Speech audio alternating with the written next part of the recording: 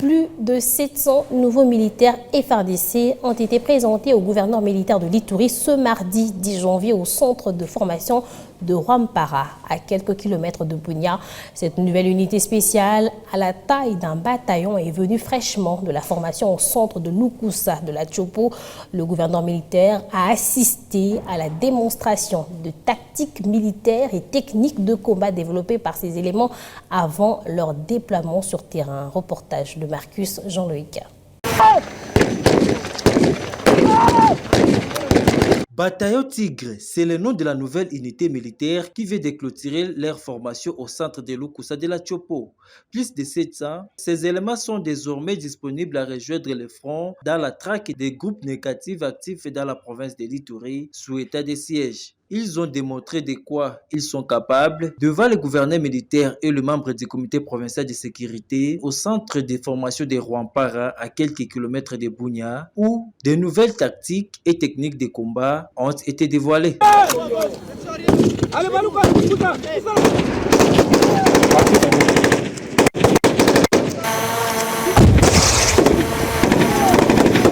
De quoi réjouir le gouverneur militaire de l'Ituri qui voit son effectif en norme augmenter avec de nouvelles expériences. Le lieutenant-général Oboya Kancha Madjoni a profité de l'occasion pour interpeller les groupes armés réfractaires au processus de la paix à revenir à la raison. Que ce soit les groupes armés locaux ou étrangers, les gens ont signé des actes d'engagement.